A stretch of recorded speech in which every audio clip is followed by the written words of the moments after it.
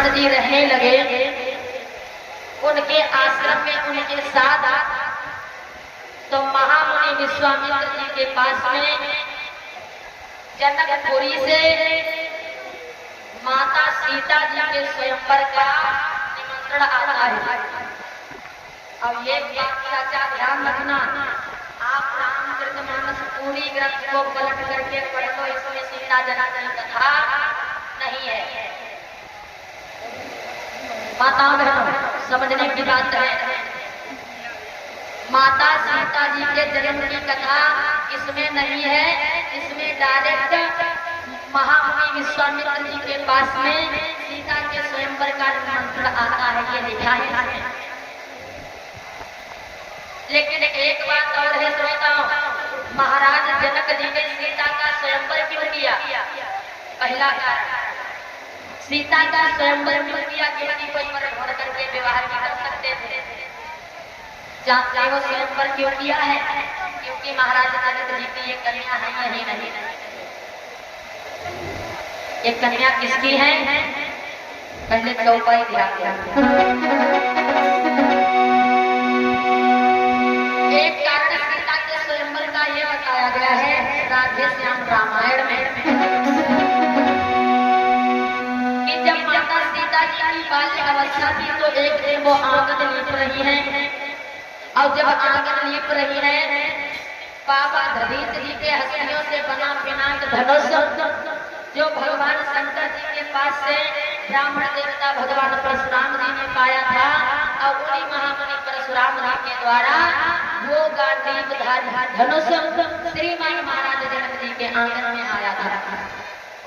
तो ध्यान रखेंगे, उसी पिनाक धनुष को जिसे बड़े बड़े योद्धा नहीं उठा सके, मैंने कल वो बात कही थी, जो क्षमता ब्राह्मण में है वो साधारण मनुष्य में नहीं है। तो भैया सीता जी जब बाल्य अवस्था में थी तो एक दिन जनकपुरी में घर लीप रही थी, और इस कोई नहीं उठा सका, उस धनुहा को मैया सीता जी ने उठाया। ध्यान दें,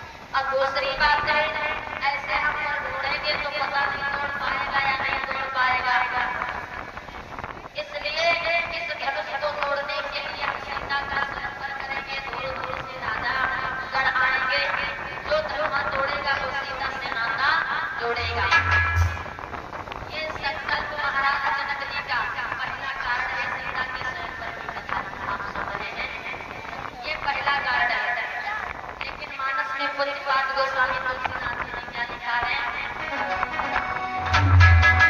जनक तने तनया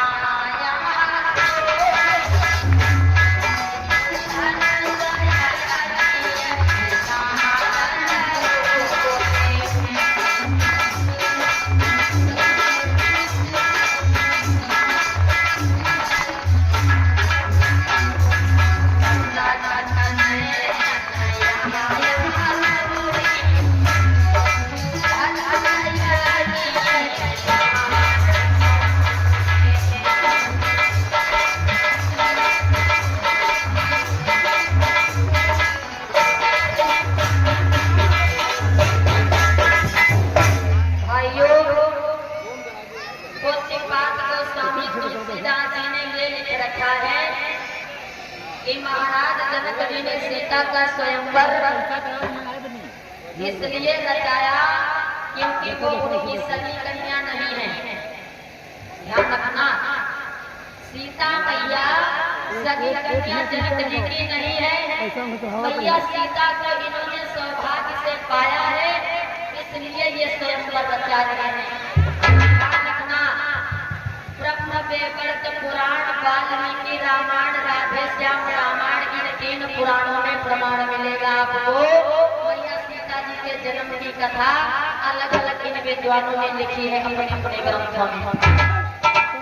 भैया कथा पर ध्यान दे, शांति बने रखेंगे सब लोग।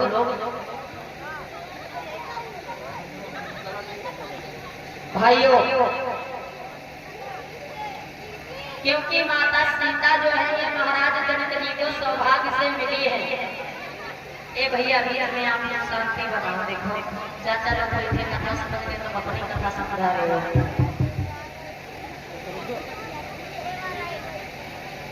आप लोग पहले बने लाइन में कथा नहीं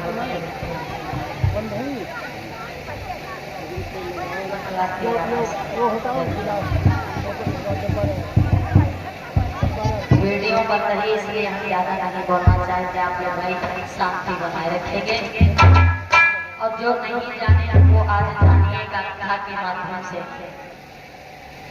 तो ध्यान रखना, मैया सीता जी महाराज जनक जी को कैसे मिली हैं, सुनो। सगी कन्या मैया सीता जी के जन्म के 3 कारण बताए हैं।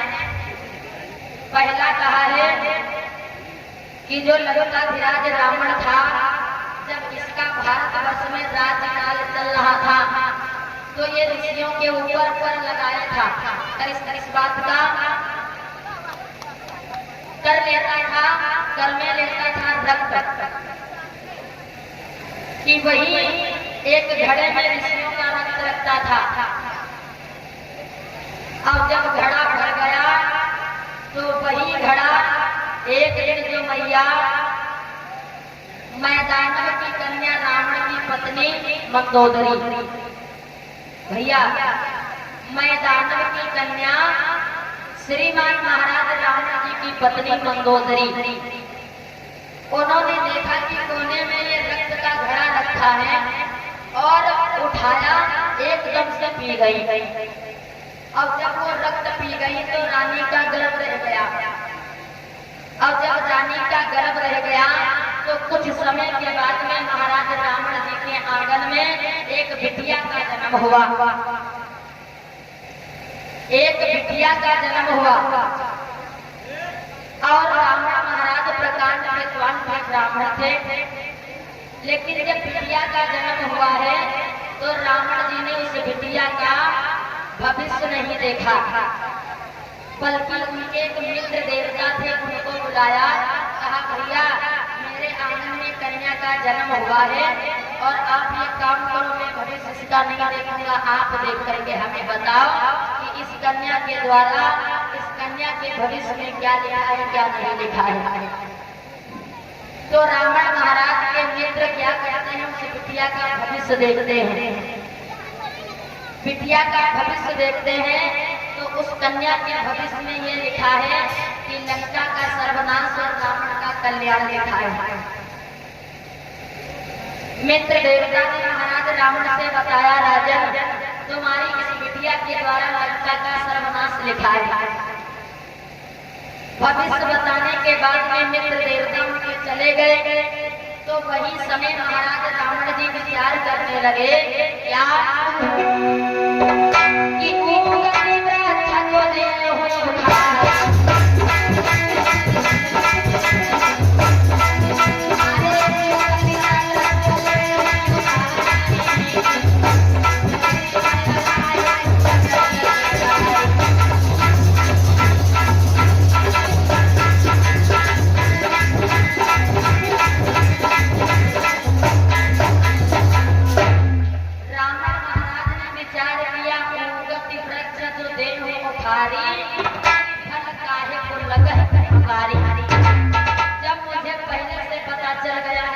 क्या कि लड़का का सर्वनाश है, तो इससे पहले ये देखने को पड़े, उससे पहले हमें कुछ ऐसा करना चाहिए कि ये बिटिया लंका में रखना ही नहीं है।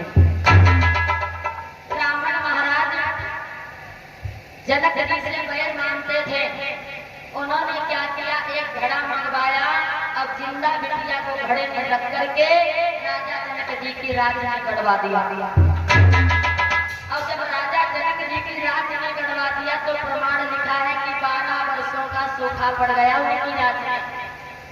अब जब 12 वर्षों का सूखा पड़ गया, बिना जल के जीव जंतु नर नारी रैयत पूरी सभी के हालात बिगड़े हैं बिना जल के। अंत में महाराज जनक और मैया सुनैना जी को एक आकाशवाणी हुई कि ऐ राजन, जब तक आप वस्त्रहीन होकर के पृथ्वी को नहीं जोतोगे तब तक जल की प्राप्ति नहीं होने वाली है। अब राजा ने रानी है निर्वस्त्र होकर के पृथ्वी को जोतेंगे तो लज्जा की बात है, ऐसा विद्वान लोग कहते हैं। लेकिन महाराज ने क्या किया, पृथ्वी को जोतना प्रारंभ किया है पति पत्नी ने सायंकाल के समय में। तो प्रमाण ये लिखा है कि जब सायंकाल के समय पर राजा रानी ने पृथ्वी को जोतना प्रारंभ किया, सब पृथ्वी को जोत दिया। और लास्ट में माताओं जब जिस मार्ग में घड़ा खड़ा था उस मार्ग में नसी चलाने को रह गई, तो वही राजा जनक मैया सुनैना की नसी कई बार घड़े से टकराई। राजा रानी व्याकुल हुए कि मैंने पूरी पृथ्वी को जोत दिया है, अब ये अब लास्ट बार आगे नसी क्यों नहीं बढ़ रही है? क्यों? क्योंकि उस जगह पर जिंदा कन्या को राम जी घड़े में रख करके दफनाया था। अब जहाँ पर अत्याचार होगा, अधर्म होगा, वहाँ तो पाप जरूर बढ़ेगा। तो सोचिए बढ़ने की बात कौन कहे। अब क्या है माताओं बहनों, ध्यान देना भैया, वही महाराज जनक मैया सुनैना जी ने तीसरी बार तेजी से उस घड़े में नसी हल बढ़ाने का आगे प्रयास किया। लेकिन जब तक ऐसा राजा रानी करते करते तब तक क्या हुआ है, वहाँ पर एक दफे जैसे रात नहीं देख रहे हो, रात रात जेला है, इसी तरीके से एक वहाँ चमक हुई। अब उसी चमक में एक बिटिया प्राप्ति होती है। आप लोग ताली बजा करके बोलेंगे सब लोग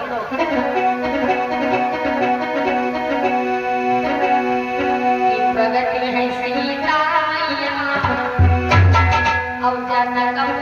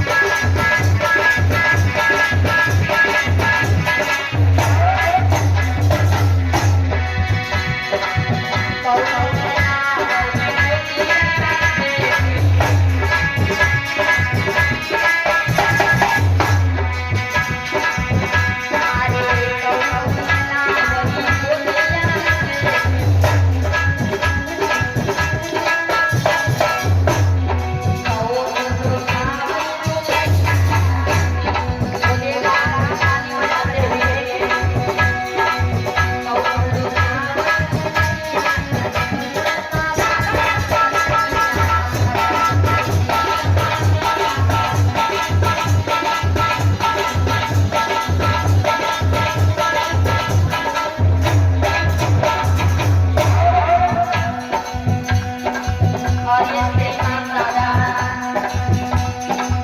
संजय राठौर जी आशीर्वाद के रूप में हमें 50 और इस गीत हमारे साथियों को दे रहे हैं। तालियां बजाकर के सब लोग बोलेंगे। और ये 500 मुद्राएं श्रीमद् भागवत महापुराण में पावन दान आया है श्रीमान संजय राठौर जी के द्वारा। भगवान माता रानी उनके ऊपर अपनी आस्था कृपा बनाए रखें। एक बार जोरदार तालियां होनी चाहिए। बोलिए भगवान भगवान की। तालियां बजा करके बोलेंगे।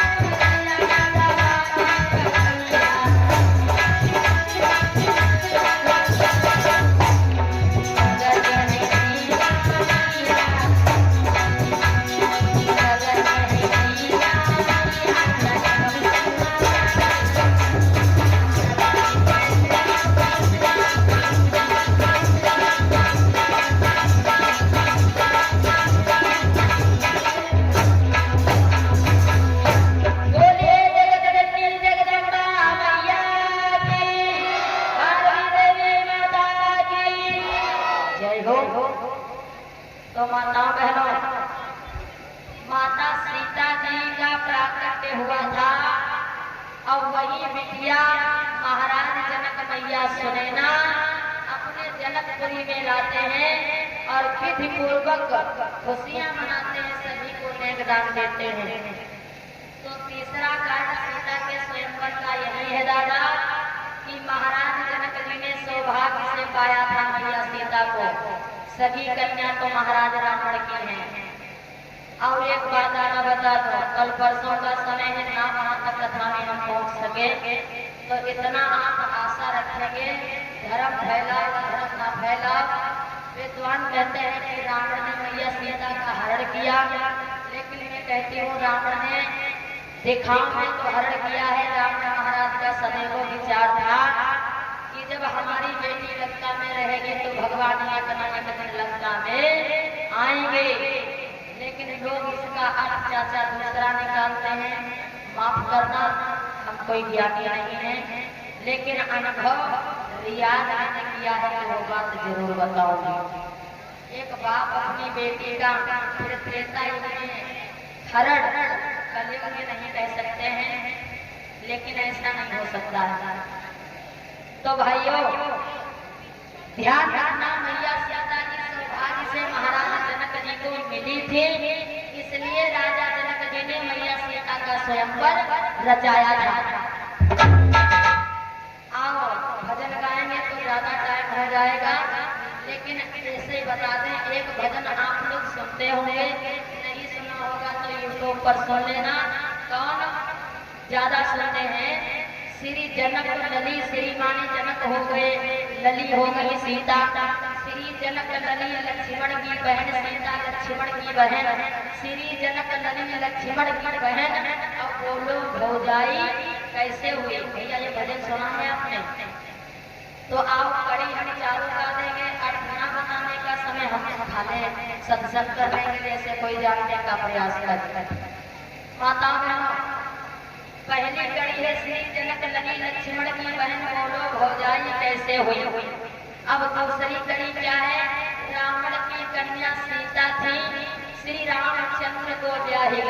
अब जब ससुर दामाद का रिश्ता था, बोलो फिर लड़ाई कैसे हुई। ये भजन की पहली कड़ी है। अब दूसरी कहते हैं, जब हनुमान ब्रह्मचारी थे, चाचा जी ने यहीं के साथ मैंने परसों ये सवाल किया था, तो हमने कहा जो कहता होगा हनुमान जी का विवाह हुआ है वो कहता होगा, उन्हें स्त्री की परेशानी बर्दाश्त नहीं, विवाह कैसे हो गया। हमने तो अभी नहीं देखा किसी ग्रंथ में, तो कैसे कहते हैं। लेकिन इस भजन में क्या है कि जब हनुमान ब्रह्मचारी थे, इनके कोई भी नारी न थी, अब माता पिता का नाम नहीं, बोलो पैदाइश कैसे हुई, पत्नी है नहीं, बेटा है उनका। तीसरी कड़ी आप लोग क्या सुनते हैं इसी भजन में कि लक्ष्मण की कन्या सिलोचना थी। ये हमको बाद में सुना रहे, पहले यूट्यूब पर सुन लेना, 50 वक्ता ये गा चुके हैं कि लक्ष्मण की कन्या सिलोचना थी जो मेघनाथ को ब्याही। अब समझो इसी में फिर भाव भजन है। लक्ष्मण की कन्या सिलोचना थी जो मेघनाथ को ब्याही। जब ससुर दामाद का रिश्ता था, बोलो फिर लड़ाई कैसे हुई।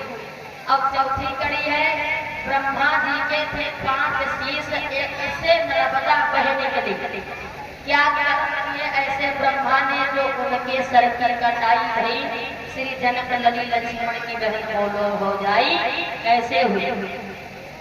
तो मैया सीता जी का प्राकट्य हुआ है धरती से, और धरती को रोके भगवान शेषनाग, इसलिए लक्ष्मण की बहन है मैया सीता। भगवान राम के साथ में विवाह हुआ, हो गई। ये एक ही कड़ी भजन का अर्थ हमने बताया है, और जो उन तीनों का भी बताते बोलो बताते वाह। तो ध्यान दो, सीता के जन्म की कथा ये तो हम अपनी इधर कर रहे हैं, लेकिन उन 3 कड़ी का अर्थ सुन लो। पहली विद्वान जन कहते हैं कि जब हनुमान ब्रह्मचारी थे, इनके कोई भी नारी न थी, और नारी नहीं है, पुत्र है, जब माता पिता का नाम नहीं, बोलो पैदाइश कैसे हुई। तो ध्यान रखना, रामचरितमानस में देख लेना क्या कि जिस समय हनुमान जी महाराज लंका का दहन करके समुद्र पर आए हैं अपनी फौज को बुताने, तो कृत्या नाम की जो राक्षसी है, ये भगवान हनुमान जी महाराज लंका को जिस समय जा रहे थे, और जब उसने देखा तो हनुमान जी से उसे प्रेम हो गया, लेकिन हनुमान जी को नहीं प्रेम हुआ। अब बात क्या है, हनुमान जी ने झूठा वादा किया कि जाओ हम तुम्हें वापस आकर के मिलेंगे। लंका का दहन करके हनुमान जी महाराज जब फौज को बुताने समुद्र पर आए, तो कृत्या नाम की राक्षसी, ये दादा चाचा अनुभव करो अपने आप से, हम तो अज्ञान है, थोड़ा जल जाओ खाना पड़ जाता है, जब तो कितना दर्द होता है नहीं होता है। और जब उनकी पूंछ जल रही थी तो उनका हाल क्या होगा, क्योंकि वो प्रभु के लिए प्राण गंवा सकते थे। जब ये पूंछ बुताने आए तो इनका पसीना कहें या फिर कहें, अब क्या कहना चाहते हैं हम समझ लेना इशारा में, तो इनका जो पसीना था उसके मुख में गिरा, वो इंतजार में बैठी थी। अब किसी के चलते वो गर्भ अवस्था से हुई, तो उसी बेटे का नाम मकरध्वज बताया गया है। दादा अब हम विवाह नहीं जानते हैं ना, हमने विवाह की कोई कथा पढ़ी है जो ये कहेंगे ये बात। दूसरी कहते हैं लक्ष्मण की कन्या जब सिलोचना थी जो मेघनाथ को ब्याही आई, अब जब ससुर दामाद का रिश्ता था, बोलो फिर लड़ाई कैसे हुई। तो विद्वान क्या कहते हैं, आ जाओ भागवत के मानस में चल रहे हैं, भागवत में आ जाओ, इसका प्रमाण भागवत में है कि जिस समय भगवान कन्हैया वृंदावन में महाराज रचाया, तो सभी देवियां महाराज देखने के लिए जा रही थी, और उतने समय मैया भवानी भी कैलाश पर्वत से जा रही थी। जब सब धज करके माँ भवानी तैयार हुई महाराज देखने जाने के लिए, तो भगवान शंकर जी ने पूछा है भवानी कहाँ जा रही हो। तो माता जी ने जवाब दिया है भोलेनाथ ने वृंदावन में कृष्ण जी ने महाराज रचाया है, महाराज को देखने जा रही है। तो भगवान शंकर बोले हम भी चलेंगे तुम्हारे साथ में। भवानी मैया बोली माफ करना भोलेनाथ, वहाँ जनानों का कोई काम नहीं, जनानी ही जाएंगी महाराष्ट्र में। भगवान बोले ऐसा तो हो नहीं सकता है। बोले बोले गौरा से एक दिन मौसम बोले गौरा से एक दिन मौसम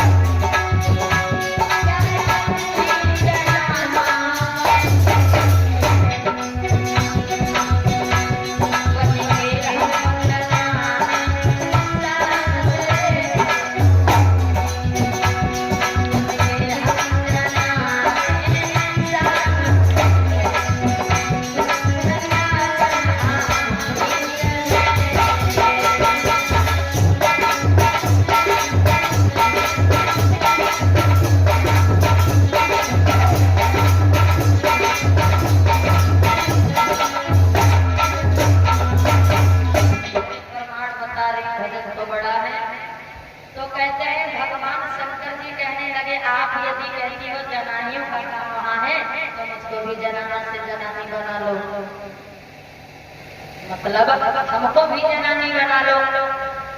मैया बोले तुम्हारी लंबी लंबी दाढ़ी आनी कितना भी सिखाए जाओगे तब भी नहीं सीख पाओगे। भगवान बोले बता देना हमारे गणेश की बहुरिया है भी बात खत्म। भगवान शंकर जी को देखा कि वो नहीं मान रहे हैं, जाने के लिए कह रहे हैं, तो मैया ने क्या किया, गौरा जी ने भगवान शंकर जी को जनाना से जनानी बनाने लगी। बात समझते चलना था। जनाना से जनानी बनाने लगी तो जैसे स्त्रियों के 16 श्रृंगार होते हैं वैसे भैया गौरा जी ने कैलाश पर्वत पर भगवान शंकर जी के श्रृंगार करना प्रारंभ किया। सबको श्रृंगार कर दिया। अब लास्ट में भगवान के गले की माला रह गई। अब जब माला रह गई तो उसी समय भैया गौरा जी ने भगवान शेषनाग जी को बुलाया। अब जब शेषनाग जी को बुलाया तो भगवान शंकर जी की माला बनाने के लिए शेषनाग जी की पूंछ को शेषनाग जी के मुख में दबाने लगी। ये तो जानते हो ज्यादा सर्प जाति का चीकन होता है। जब शेषनाग जी की पूंछ शेषनाग जी के मुख में दबाने लगी तो बार बार रपट के बाहर आ जाए। अब गौरा जी को जाने के लिए महाराज देखने के लिए देर हो रही है। एक बार क्या किया, बड़ी तेजी के साथ में शेषनाग जी के मुख में शेषनाग जी की पूंछ दाब दी। अब जब तेजी से दाब दिया तो वही भगवान शेषनाग जी के नेत्र से 2 आंसू टपके। रमेश भैया आ जा। जब 2 आंसू टपके हैं तो क्या होता है, कहीं अश्रु के द्वारा 2 कन्याएं प्रकट होती हैं। आंख से टपके आंसू जाकर गिरे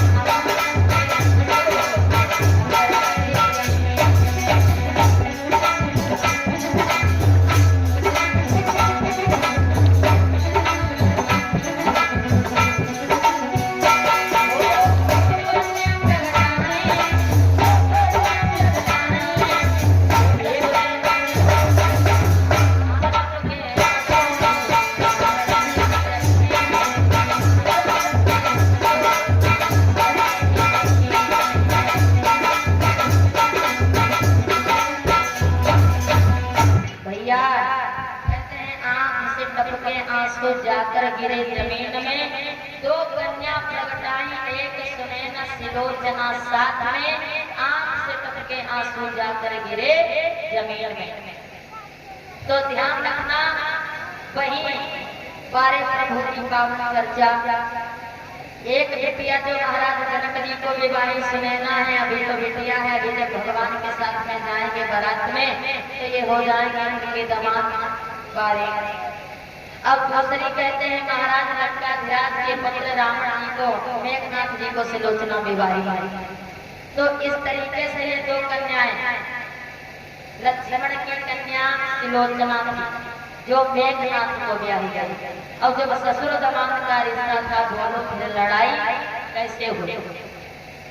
तीसरी कड़ी क्या है, ब्रह्मा जी के थे 5 शीश, एक से नर्मदा बह निकली, क्या किया था ऐसे कर्म ब्रह्मा ने जो उनकी सर की कटाई हुई। कहाँ से प्रमाण में बताओ, ब्रह्म पुराण से या महाभारत से या कोई अन्य पुराण से? क्योंकि चाचा हम नहीं कहते हैं, आप एक दो कथाएं पढ़ते होंगे, उसी में देखा होगा कि हर जगह पर ब्रह्मा का अपमान है। क्यों क्यों क्यों? देवताओं ने ब्रह्मा का अपमान कब किया? जब महाराज सोमवंशी राजा शांतनु जी की पत्नी के साथ में छल किया, क्योंकि ब्रह्मा की नीयत गंदी थी। और ये हम नहीं कहते हैं, जो प्रकांड विद्वान हमारे सरल सिंह चौहान जी ने, हमने उनको देखा नहीं, लेकिन इनकी रची ग्रंथ जरूर देखिए। तो ब्रह्मा जी का मन डिगी रहता था, इसलिए माता जो इनकी माता है, इन्होंने भी श्राप दे दिया था कि ब्रह्मा जी के संसार में पूजा नहीं होगी। और इसी तरीके से ब्रह्मा ने कई बार अपना विचार रखा, तो भगवान शंकर जी ने ही अपने त्रिशूल से इनका 5वें सर से एक सर काट दिया था, तब 4 रह गए थे। अब प्रमाण दादा देखना है तो ग्रंथों में देख लेना, देना जिसे हमने नाम लिए नहीं कथाएं। ये हो गई भजन का अर्थ। अब ध्यान देना, बात कथा अपनी तरफ बढ़ाए, क्योंकि मैंने कहा कथा की जड़ किसी अन्य ग्रंथ में लिखी है, कथा की पलई किसी अन्य ग्रंथ में लिखी है। ये ज्ञान का सागर है, जिसमें खोजोगे उसमें मिलेगा। बोले श्री व्यासदेव भगवान की। ऐसे आने बनाया है माता जी, प्रेम से बोले वाली देवी माता की जय हो। पीछे वाले उन्होंने खाती बनी जाओ, 5वां दिन मिलेगा, 2 दिन नहीं गए।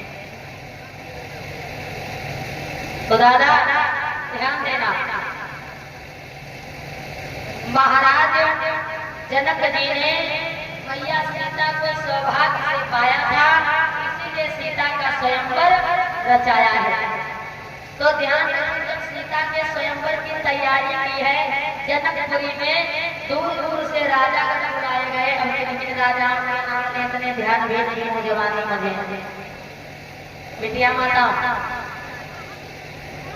दूर दूर से राजा लोग स्वयंवर में बुलवाए।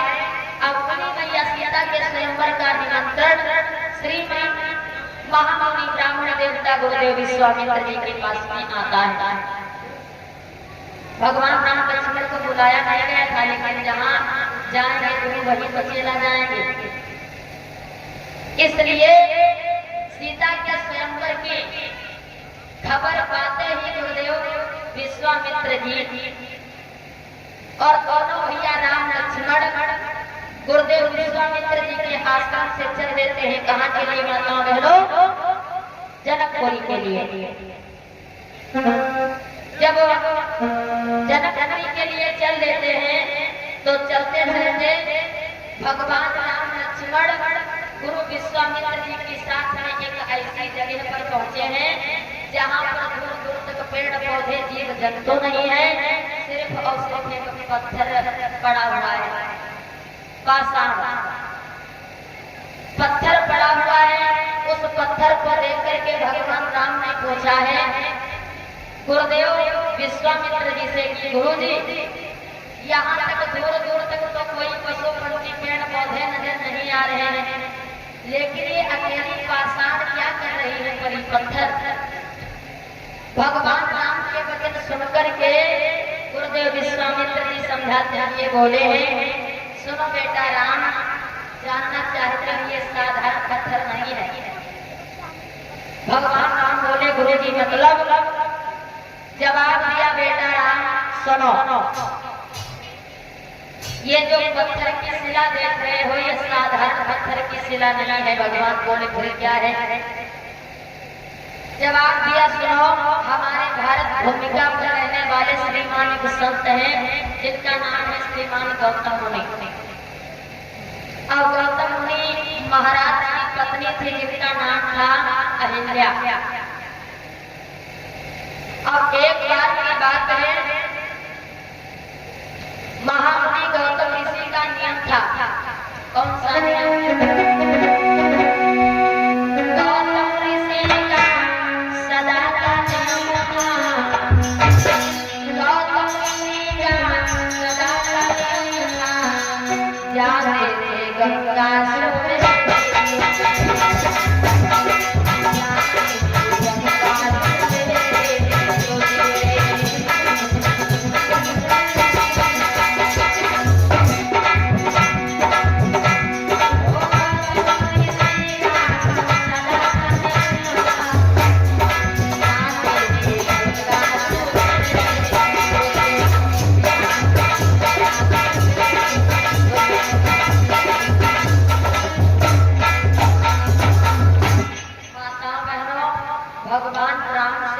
विश्वामित्र जी बोले, बेटा राम, जो गौतम ऋषि थे इनका नियम था सदैवों से।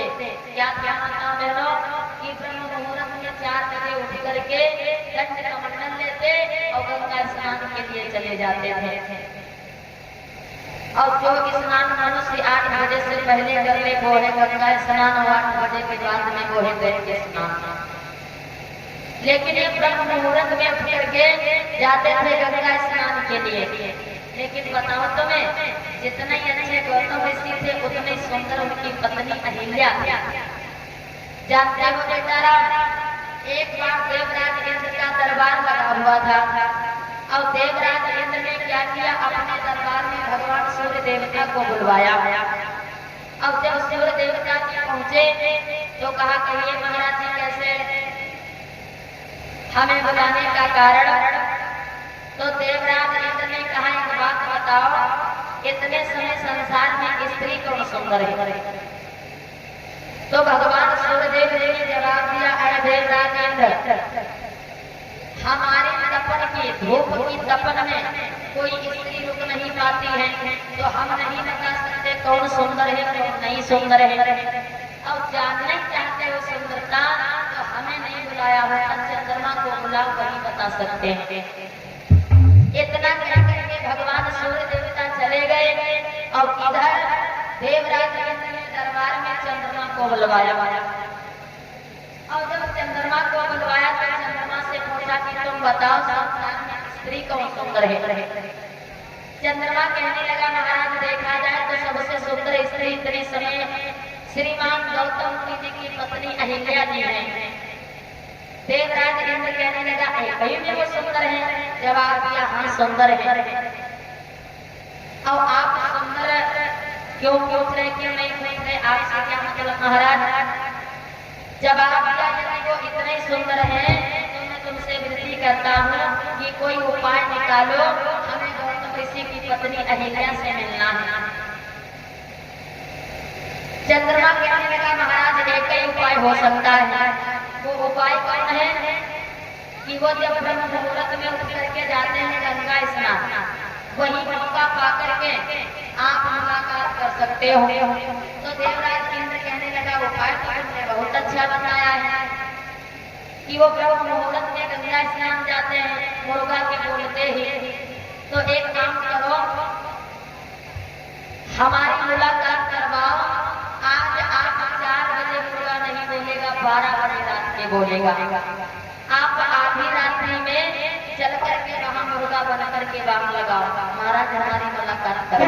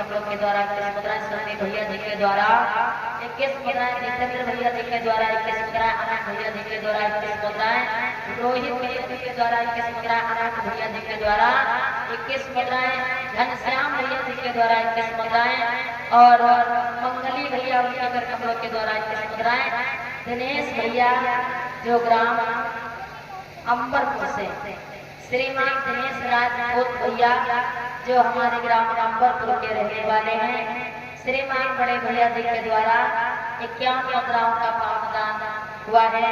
भगवान उनके ऊपर अपनी आशीन अनुकंपा बनाए रखें। और ये पंछी पांडे जी के कमलों के द्वारा सादर 13 रुपया दक्षिणा 13 मुद्राएं भगवान के चरणों में और सुरेंद्र जोशी जी के कमलों के द्वारा 11 मुद्राएं बबलू राठौर जी के द्वारा 20 मुद्राएं प्रेम राठौर भैया जी के द्वारा 20 मुद्राएं बड़के राजभर सिंह जी धर्म धर्म के कमलों के द्वारा 20 मुद्राएं संजय राठौर दादा जी के द्वारा अब ये जो ज्ञान दिया था दादा जी ने हमारे 500 मुद्राएं भगवान से मंगल में कामनाएं अश्वरी राजवंशी भैया जी के द्वारा 51 मुद्राएं शिव कुमार राठौर जी के द्वारा 21 मुद्राएं नीरज राठौर जी के द्वारा 20 मुद्राएं शोभित भैया जी के द्वारा 20 मुद्राएं रमेश मौर्य दादा जी के धर्म पत्नी उनके कमलों के द्वारा 20 मुद्राएं डॉक्टर कृष्णपाल शर्मा की धर्म पत्नी उनके कमलों के द्वारा 11 मुद्राएं भगवान के चरणों में दानाया है। प्रभु से मंगल में कामना और माताओं के लिए मैया रानी से एक विनती है।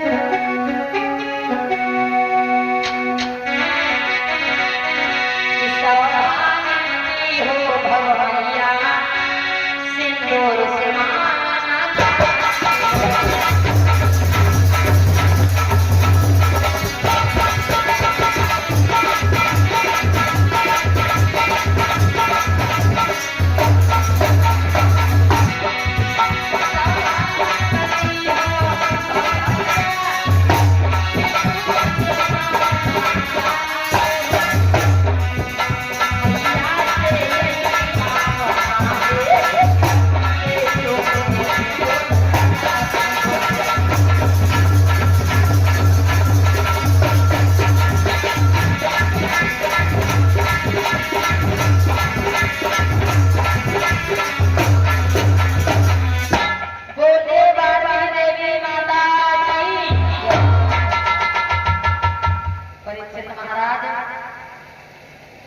ध्यान देना। भगवान सुखदेव जी कहते हैं राजा परीक्षित मैया नवरदे से सुनो।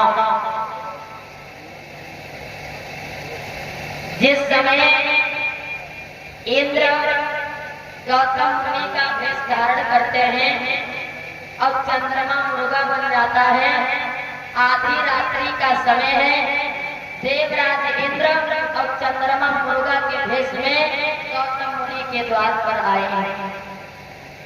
भाइयों गौतम मुनि के द्वार पर आए हैं, आधी रात का समय है, उसने आवाज लगा दिया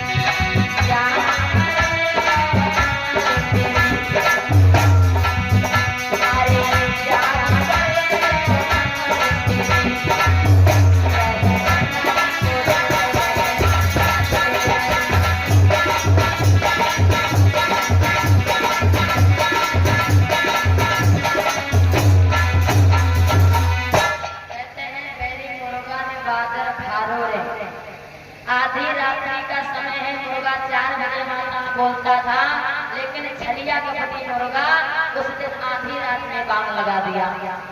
लेकिन जब मुर्गे की बांग सुनते हैं महाराज गौतम मुनि जी तो उन्हें सो रहे थे, निद्रा टूटी, विचार करने लगे, आने हो गए और 4 बज गए, हमें पता ही नहीं चला। उठाया अपना कमंडल, चल दिए गंगा स्नान के लिए। देखिए गौतम ऋषि माता 4 बजे का सवेरा समझते हैं, लेकिन थी आधी रात। अब गौतम ऋषि अपने घर से जब गंगा स्नान के लिए चले, चलते चलते चलते चलते गंगा जी के पास में पहुंचे हैं। इधर गौतम का घर से निकलना हुआ और गौतम ऋषि के भेष में देवराज इंद्र महाराज गौतम मुनि की कुटिया में प्रवेश करता। भैया आधी रात का समय है, लेकिन महारानी अहिल्या को नहीं पता चला कि हमारे स्वामी है या स्वामी के भेष में कोई और है। अहिल्या को नहीं पता चला, लेकिन ध्यान रखना, जब गौतम जी गए हैं गंगा जी में स्नान करने लगे तो मैया गंगा जी की लहरों से आवाज आई, अरे दुष्ट कौन है जो आधी रात्रि में आकर के तीरा को भंग करने लगा। गंगा की लहरों की आवाज सुनकर के गौतम मुनि कहने लगे, भैया कोई पापी नहीं, तुम्हारा बेटा गौतम जो रोज आता है आपके दर्शन करने, स्नान करने। भैया गंगा जी बोली, बेटा आधी रात में तुम तो 4 बजे आते थे। भैया गंगा जी के वचनों को सुनकर के जवाब दिया, माँ आधी रात कहाँ है, मैं तो जैसे रोज आता हूँ मैं वैसे आज भी आया हूँ। योग दृष्टि से मैया गंगा जी ने देखा कि गौतम के साथ में छल हो रहा है, वो यहाँ स्नान कर रहा है, वहाँ कुछ और हो रहा है। मैया गंगा अपने भक्त का कभी बिगड़ने नहीं देती है। बोली, बेटा एक काम करो, स्नान करना छोड़ दो, आप जाओ जितने जल्दी हो सके अपने घर, क्योंकि तुम्हारे घर में छल कपट का काम चल रहा है और जितने जल्दी हो उतने जल्दी आप अपने घर में पहुंचो। माँ गंगा जी के वचन सुन करके गौतम ऋषि स्नान करना भूल गए और मैया की आज्ञा पाकर के रात में ही वो गंगा से पुनः अपने घर आए। अब जब घर आए, द्वार पर पहुंचे तो गेट बंद है, आवाज लगा रहे हैं, अहिल्या, अरे ओ अहिल्या। लेकिन अहिल्या के समंजस में क्यों, एक व्यक्ति बाहर आवाज लगा रहा है और एक व्यक्ति पास में बैठा है। लेकिन जितने देर हो उतने क्रोध गौतम मुनि जी का बढ़ता जाए। धीरे धीरे जब काफी समय हो गया, अहिल्या ने बाद में गेट खोला। अब जैसे गेट खोला तो देवराज इंद्र भागने का प्रयास करता है, लेकिन कहाँ बच पाया गौतम मुनि से। उन्होंने कहा, अरे छलिया देवराज इंद्र, तूने मेरे साथ में छल किया है, जा तेरे शरीर में 1000 भक हो जाए। इंद्र को श्राप दिया कि तेरे शरीर में 1000 भक हो जाए। अब चंद्रमा में से 1 महीने जैसे दिन होता है, उसी तरीके से उजरिया भी होती थी। गौतम मुनि बाबा के श्राप के कारण इसकी यज्ञ आधी रह गई। चंद्रमा में आपने कहा भर के देखो तो मुर्गा जरूर छिपा होगा। हमारी मानना जब निकले तो भैया तो आप ध्यान करके देखना, तो इसकी यदि आधी रह गई। अब बेटा राम इंद्र छल करने के बाद में वहां से तो चला गया, लेकिन हकीकत अहिल्या को भी नहीं पता थी और ना ही माता जो गौतम मुनि की कन्या है, माता अंजनी जो हनुमान बाला जी महाराज की माता है, उनको भी ये नहीं पता था कि ये पिता है या छल व्यवहार कर रहा है। तो पहले तो साधारण भाव से गौतम जी ने पूछा, अहिल्या क्या तुम्हें ये सब अच्छा लगता है? और जानती हो तेरी आशा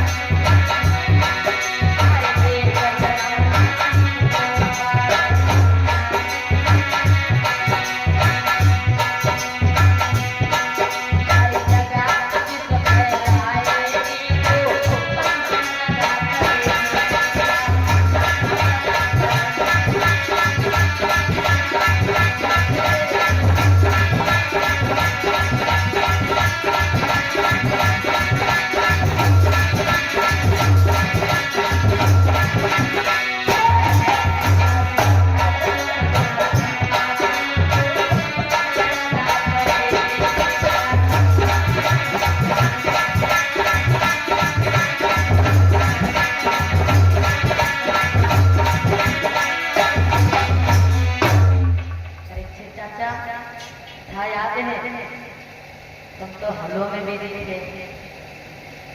प्रेम से बोले वृंदावन बिहारी लाल की, बोले हनुमान जी महाराज की। भाई बहुत अच्छे आप लोग हैं, जैसा कहीं कैसा। कथा के प्रेमी बहुत अच्छे हैं सभी लोग, और आनंद भी आता है। इधर उधर की चर्चा में हमें मिलने वाला कुछ नहीं है। तो ध्यान देना, भगवान व्यास नंदन श्री सुखदेव जी कहते हैं, महाराज परीक्षित और नवल सुनो। जब गौतम मुनि जी ने पूछा, उनको हकीकत पता नहीं तो वो बताएं क्या। गौतम मुनि जी ने अपनी पत्नी अहिल्या को श्राप दे दिया कि जा अहिल्या तो पत्थर की बनी है।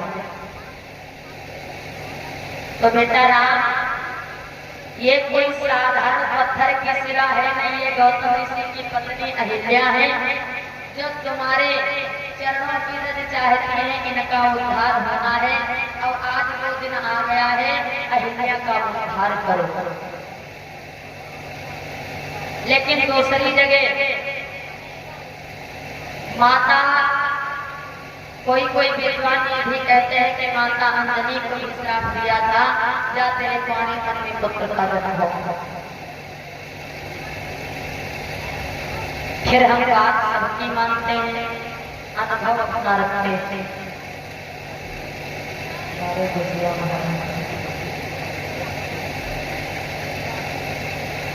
माता महाराज विश्वामित्र कहने लगे, बेटा इसका उद्धार होना है। उसी समय भगवान राम ने क्या किया, अपना पैर आगे बढ़ाया। 500 रुपया दे दो, ये दे चीज भाई। माता बहनों, उसी समय भगवान राम ने गुरु की आज्ञा पाकर के क्या किया, अपना पैर बढ़ाया और धीरे से अंगूठा उस पत्थर के शिला में अपना लगाया।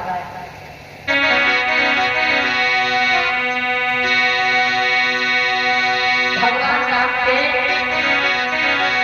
चरण लगाए प्रभु जी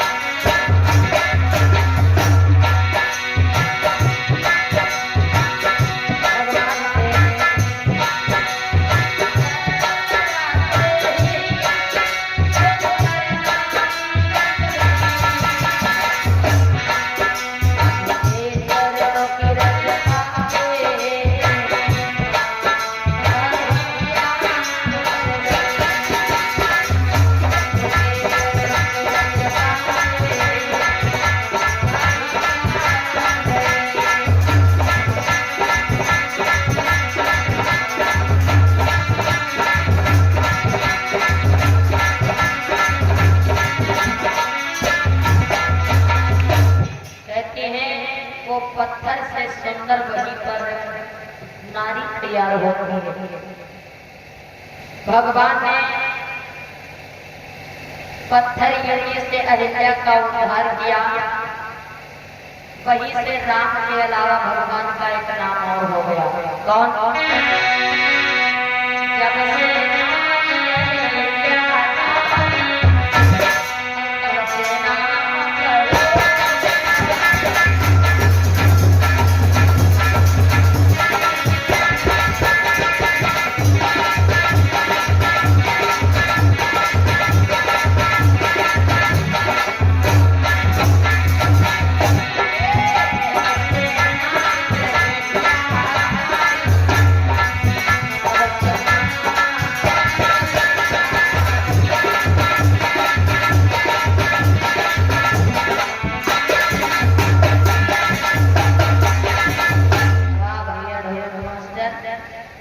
कहते हैं जब से नारी अहिल्या तारी तब से नाम परो पगुधारी।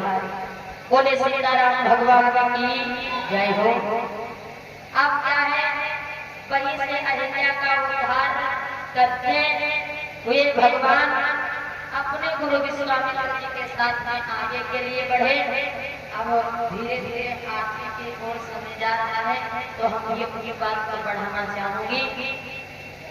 उस दिन चलते चलते भगवान जनकपुरी में नहीं पहुंचे, बल्कि जनकपुरी के दरमियान एक बगीचे में पहुंचे, जहां पर काफी संख्या में संत जन रहते थे। अब संतों के समाज में पहुंच करके बगीचे में पहुंचते पहुंचते माता हो गई थी क्या रात। तो विश्वामित्र गुरुदेव विचार करने लगे कि चलो आज संतों के पास में रह करके कुछ सत्संग करेंगे, रात्रि में विश्राम करेंगे और होते ही सुबह हम जनकपुरी को चले जाएंगे। अब वही संतों के साथ में रह करके भगवान राम लक्ष्मण गुरु विश्वामित्र जी ने बगीचे में पूरी रात्रि व्यतीत हुई। माताएं बहन बैठी रहेंगे, कथा में आनंद और आएगा। ध्यान रखना सिर्फ जब रात्रि से सुबह हुई, अब जैसे ही सुबह हुई तो तीनों सदस्य जगे, नृत्य कर्म किया। भगवान की पूजा के लिए भगवान राम से गुरुदेव विश्वामित्र जी ने कहा, बेटा पूजा के लिए चाचा भास्कर रामायण से ज्ञान मिलता है, ये पूजा जब हम आप करें उसको बेशक ना हो 4, 5 या 7 चढ़ाने के लिए, लेकिन एक पुष्प काफी है पूजा भैया। तो गुरु जी ने ये क्या दिया कि बेटा हमें पूजा करना है, पूजा में पुष्पों की आवश्यकता है और आप जाओ। एक है पुष्प वाटिका जो है महाराज जनक जी के वहां। तो भगवान राम गुरु जी और आज्ञा पाकर के दोनों भैया, वैसे मकसद तो वहां पर कुछ और था, बल्कि लक्ष्मण जी को मां सीता से मिलाना, लेकिन बहाना क्या है फूलों का, प्रभु से मिलने का फूलों का बहाना है। भजन बड़ा प्यारा है। वहां पर मकसद कुछ और था, लेकिन भाव क्या बना है कि गुरु के पूजा के हेतु भगवान राम लक्ष्मण दोनों भैया पुष्प लेने जाते हैं। कहाँ जनक जी के वहां फुलवारी में। अब जब दोनों भैया पुष्प लेने गए तो माली खड़ा हुआ था, दोनों भाइयों से कहने लगा है, भगवान कहने लगे पूजा है तो हमें पुष्प चाहिए। माली ने जवाब दिया था, महाराज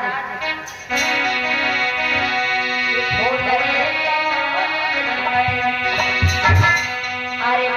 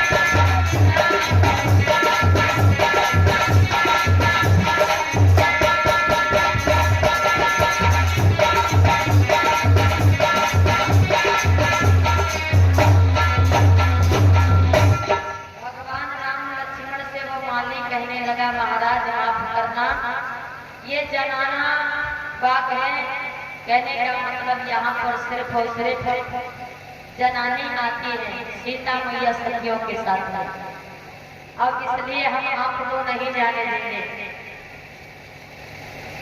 लेकिन भगवान राम जब बार बार कहते हैं तो मालिक कहने लगा देखो एक काम करो, जब तक सीता जी आए उनसे पहले आप पुष्प लेकर के यहाँ से निकल जाओ। इधर दोनों भैया पुष्प तोड़ने के लिए बगीचे में प्रवेश करते हैं और दूसरी तरफ मैया सीता जनकपुरी महलों से अपने सखियों के साथ में बगीचे में घूमने के लिए आती हैं।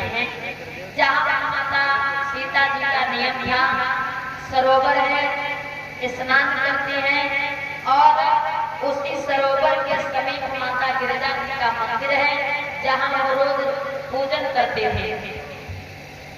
और उस दिन भी मैया सीता जी सखियों के साथ में बगीचे में आई,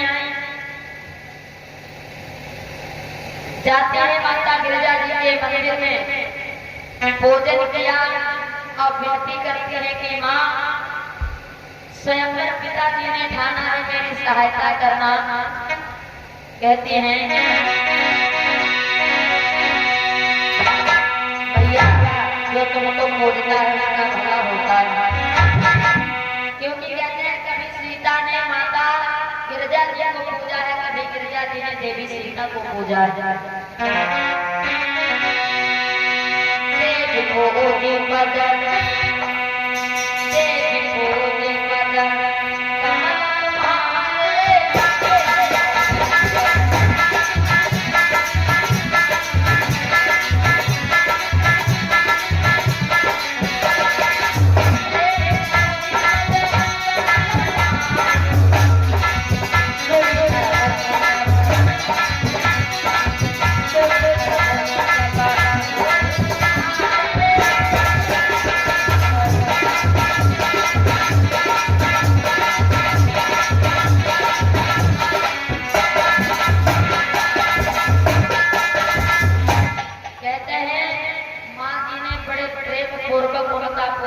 कमल मैया जो तुम्हें पूजता है उसका कल्याण होता है। और मैं भी क्या आपसे मांग रही हूँ, आप तो सब समझदार हो।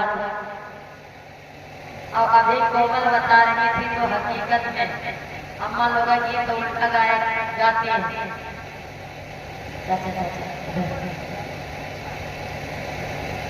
देवी दरबार में भी कटाई डाली तरफ से, और ये देवी गीत दूसरी लाइन से है, बड़ा प्यारा है।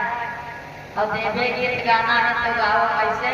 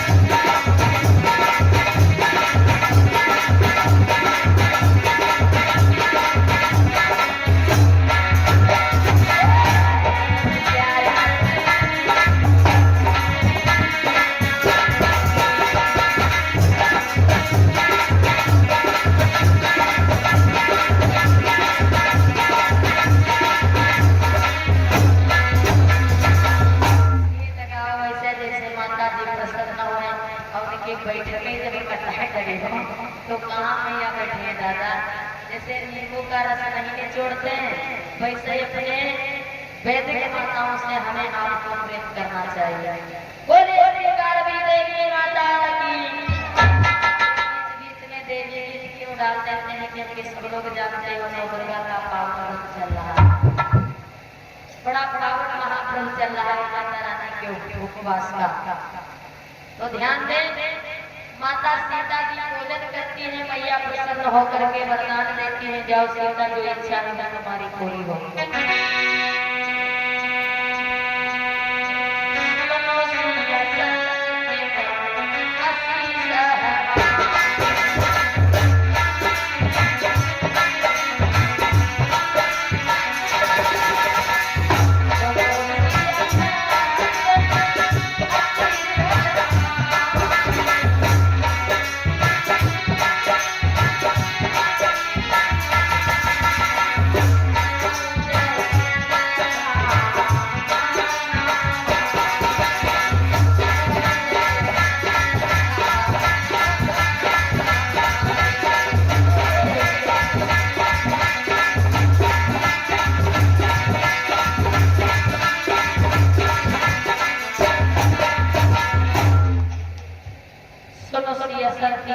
हमारी पूजे मन का तुम्हारी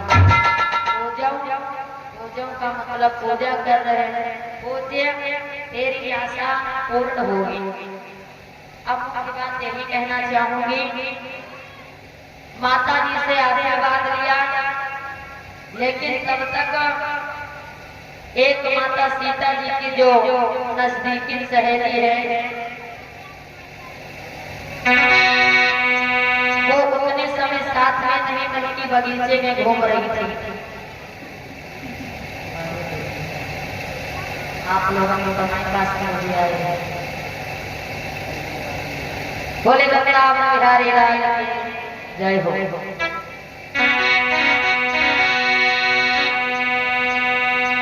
माता सीता जी तो अपने सखियों के साथ में अंत में माता जी के पूजन में पड़ी हैं, लेकिन तब तक एक मोहबोली सहेली है,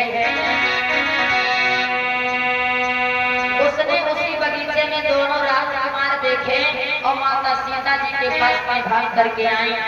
जब आप दिया बहन इस बगीचे में हम रोज आते थे, चलो तुम्हें कुछ दिखाते हैं। बगीचे में कहा कोई सुंदर राजकुमार आए हैं, अब बोली है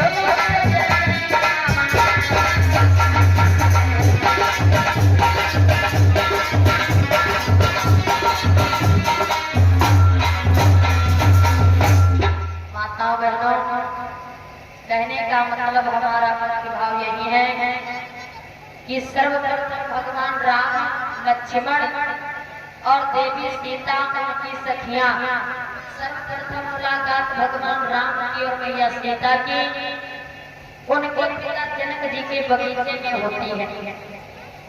और जब एक दूसरे को देखते हैं, बगीचे के मिलन के बहुत बढ़िया बढ़िया भजन है, हमने स्वयं लिखे हैं अभी 10-15 दिन पीछे, लेकिन क्या कहें आरती का समय हो रहा है, हो गया है समझो, लेकिन बात आगे बढ़ाने में कथा का भाव भी, इसलिए भजन चलो नहीं आती तो भी 2 दिन में बीच के गा दिए।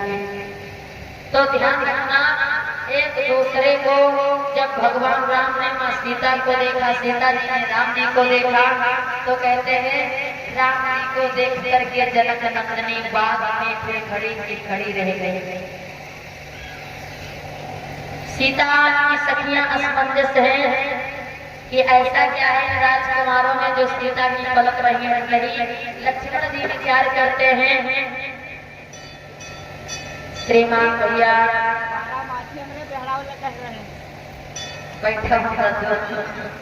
श्रीमान गुड्डू राजपूत भैया जी परीक्षित अभी कथाएं कराए थे।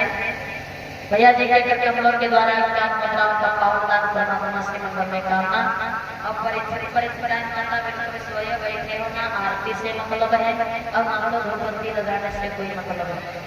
हाँ, परीक्षित ले लिए हैं, फोन कहीं चले गए हैं और तुम सावधान बैठी हो। सॉरी, ऐसा नहीं है तो भाई ध्यान रखा करो, कम से कम बात बोले भगवान की जय हो। बगीचे में मुलाकात होती है काफी समय के बाद में। वहां से भगवान राम लक्ष्मण पुष्प लेकर के गुरु जी के पास में आते हैं और मैया सीता जी की सखियों के साथ में अपने पिताजी के महलों को जाती हैं।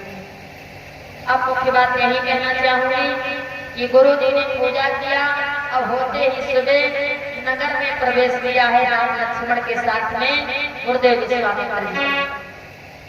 लेकिन जब दोनों राजकुमार जनकपुरी नगर में प्रवेश करते हैं तो भगवान के दर्शन करने के लिए झरोखरों से नर नारी गलियां सजाई हैं उनके दर्शन करने के लिए।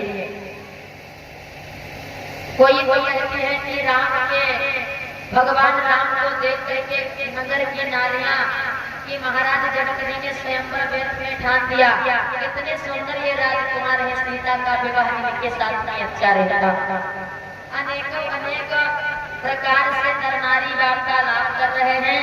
अब धीरे धीरे गुरु विश्वामित्र जी के साथ में भगवान राम लक्ष्मण स्वयंवर की भूमिका पर पहुंचे और जैसे ही महामुनि ब्राह्मण देवता जी का आगमन सुना है, महाराज जनक जी ने सम्मान सहित सबसे मेरी सिंहासन जो सबसे सुंदर सिंहासन था उस पर गुरुदेव विश्वामित्र राम लक्ष्मण को बैठाया और देख करके दोनों राजकुमारों को पूछा विश्वामित्र जी से कि ये किनके राजकुमार हैं, बड़े सुंदर हैं, मन कहता है कि इनके दर्शन करते हृदय नहीं भर रहा। तो विश्वामित्र जी ने समझाया, कहा ये अयोध्यापति महाराज दशरथ के आंगन में जो अवतार किए हैं उनके पुत्र राम लक्ष्मण हैं। अब कहना यही चाहेंगे, विधि पूर्वक सम्मान किया महाराज जनक जी के वहां स्वयंवर में माता सीता जी के दूर से राजागढ़ जैसे थोड़े के राजा बाणासुर अन्य राजा वहां पर उपस्थित हैं। और एक बात आप लोगों ने सुनी होगी, राठौर दादा बहुत से बने हम तो कथाएं जैसे अधिकतर चलती है कैसेट में, फिर हमने कोई नहीं डाली दुनिया बहुत आगे चली पीछे दादा। विद्वान कहते हैं कि जब सीता के स्वयंवर में दूर के राजागण आए, भगवान राम लक्ष्मण भी गुरु विश्वामित्र जी के साथ में पहुंचे। अब एक तरफ सखियों के साथ में लिए हाथ में वरमाल, देवी सीता भी स्वयंवर में मौजूद है। लेकिन ध्यान देना, कहते हैं दूर के राजागण तो बुलाए ही गए थे। अब उस स्वयंवर में महाराज एक चौपाई, देखो अभी स्वयंवर नहीं होने जा रहा है लेकिन वो चौपाई पहले बोलते हैं, उसमें संदेह ज्यादा बना रहता है दादा। कौन अभी उसे दोबारा फिर बोलेंगे जहाँ पर हमारी आवश्यकता लगेगी।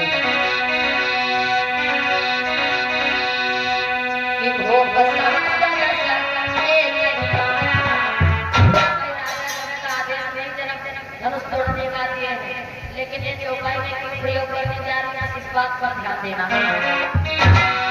भूख बसा लगे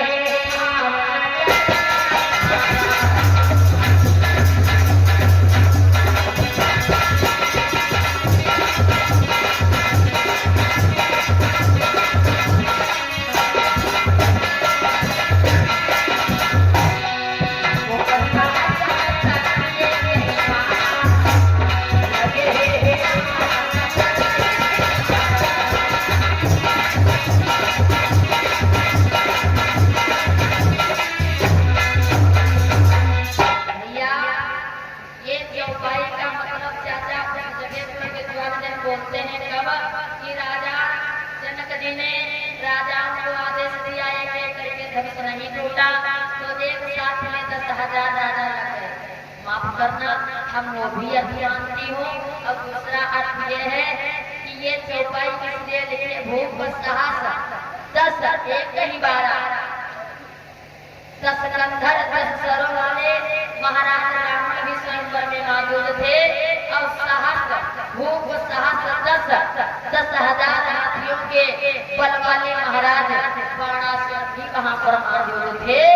इसलिए ये चौपाई भूख साहस 10 एक ही बार।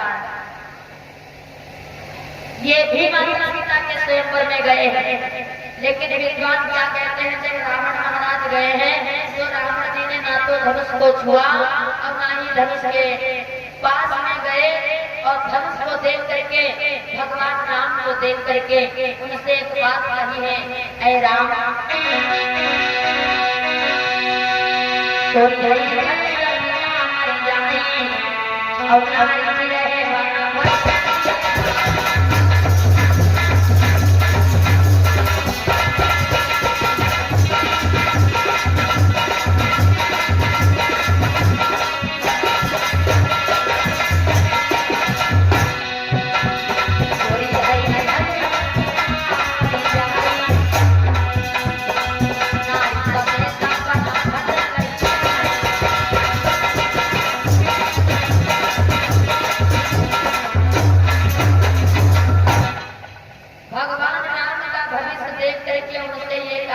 और ये है ये धनुष पिता मर जाई अब नारी भी रहे बन भक्त कही जाई।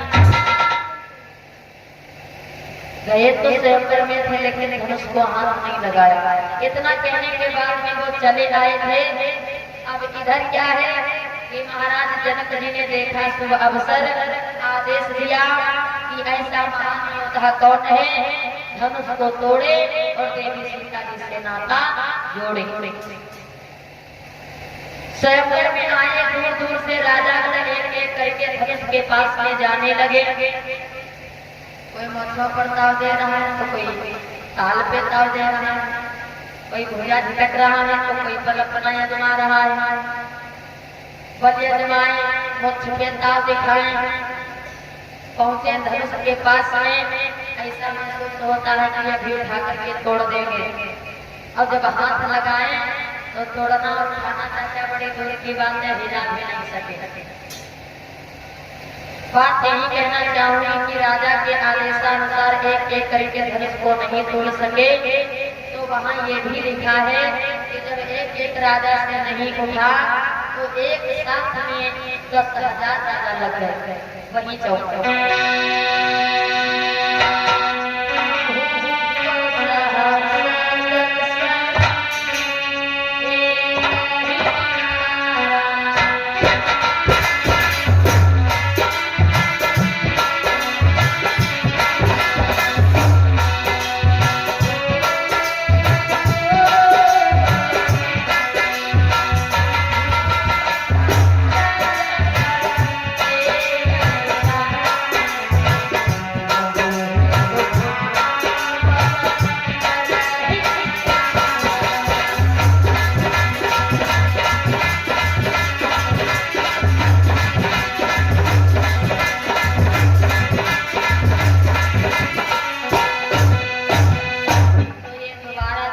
भूख 10,000 राजा तो चाचा भुजाएं कितनी हो गई,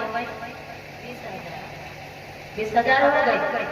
अब यहाँ पर यदि देखा जाए तो कहते भूख सहत एक ही बारा लगे उठावन डर ही नजारा।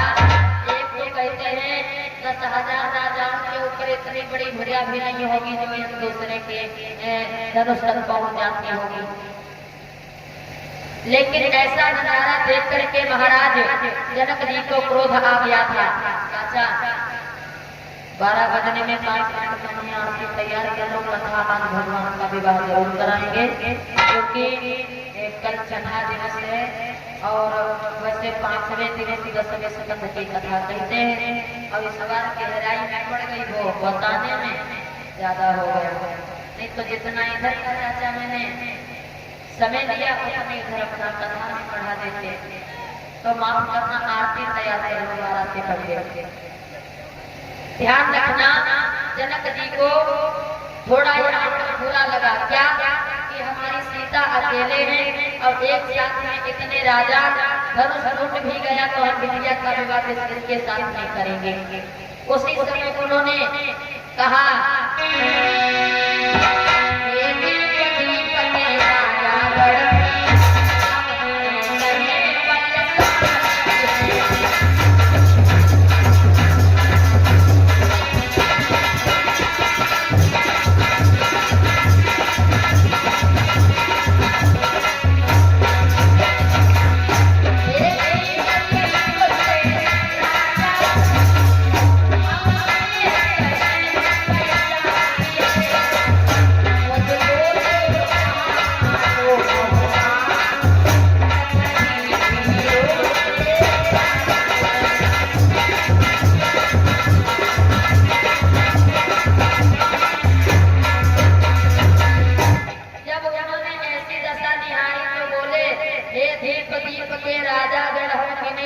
बलशाली है, मुझको तो या मालूम हुआ पृथ्वी वीरों से।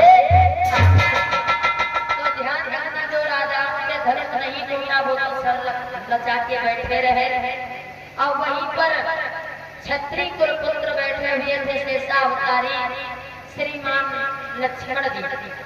सबको बर्दाश्त हो गया, लेकिन महाराज लक्ष्मण जी से नहीं ये जनक जी के शब्द सहन हुए और खड़े हो गए। बोले महाराज जनक जी सावधान, क्या कहा तुमने कि ये राजाओं से धनुष नहीं टूटा तो इसका मतलब कोई क्षत्रिय नहीं है। माफ करना बीच में बोलने के लिए।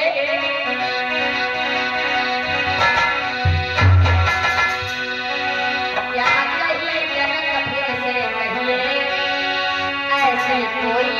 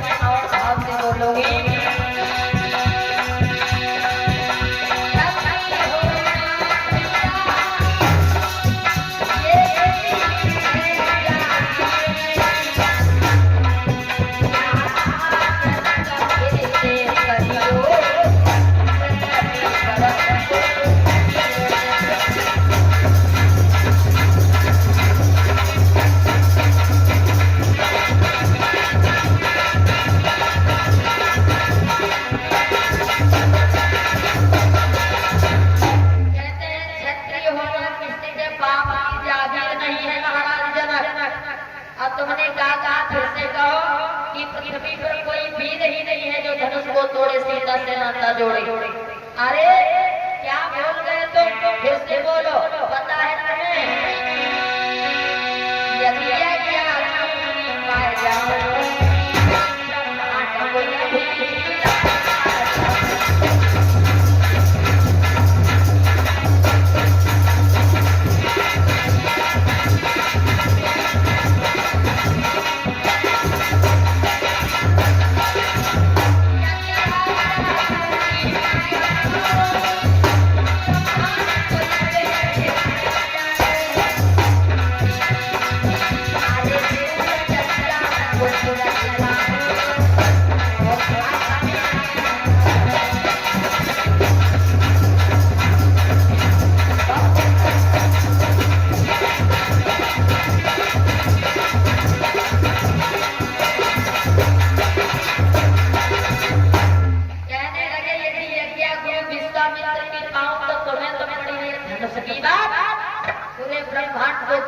समान उछाल दूंगा।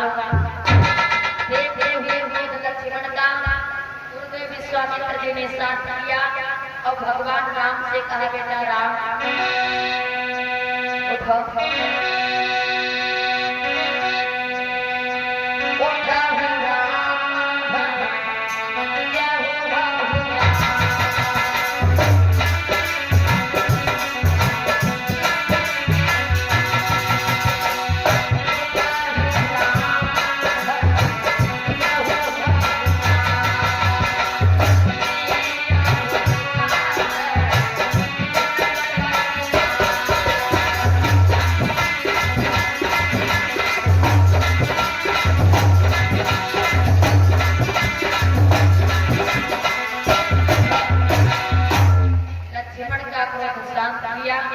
और समझाते हुए भगवान राम ने कहा, बेटा राम उठो, धनुष को तोड़ो, महाराज जनक जी का संताप दूर करो, सीता से नाता जोड़ो। गुरु की आज्ञा पाकर के माता चाचा चलाए हुए। ध्यान रखना महाराज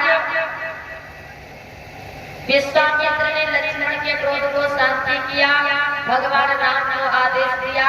प्रभु जी खड़े हुए और कहते हैं, गुरु की आज्ञा पाकर के धनुष की तरफ चले। लेकिन एक बात देखिए, एक तो गुरु की आज्ञा है और दूसरे जगत के पालनहार भगवान धनुष को तोड़ते समय जितने भी वहां पर ऊंचे ऊंचे नहीं रखो, आरती होगी, आरती होगी, हमने जलाने के लिए कहा था। कहने का मतलब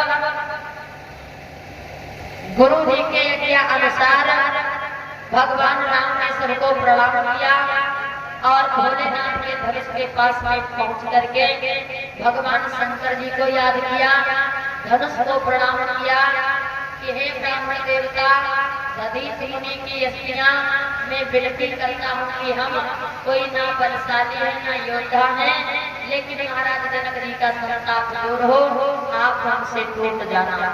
प्रणाम ये किया था।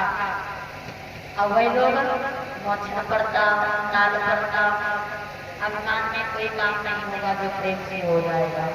बोले भक्ति और भगवान की जय हो। वहीं भगवान शिव जी का ध्यान करके राम जी ने धनुष को प्रणाम किया और राजा लगे 10,000 भगवान के हाथ से उसी धनुष को उठाया, कब खींचा डोरी को, कब धनुष टूटा, आवाज भी नहीं आई।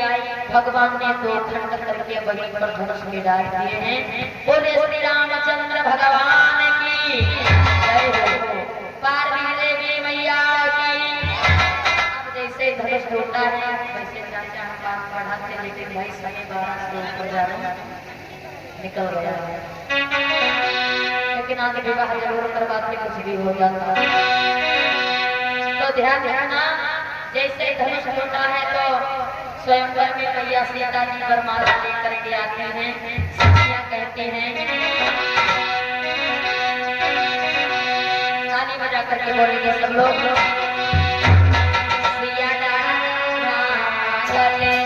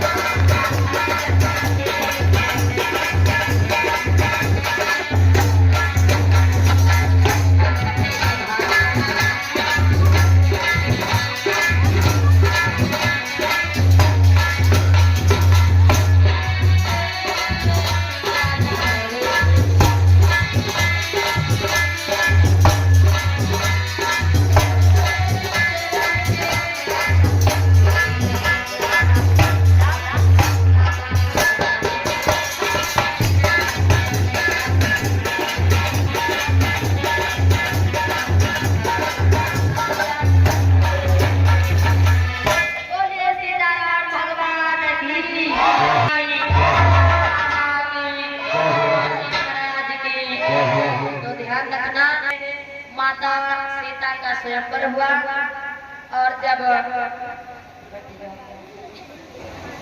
बैठ गए तो कैसे बात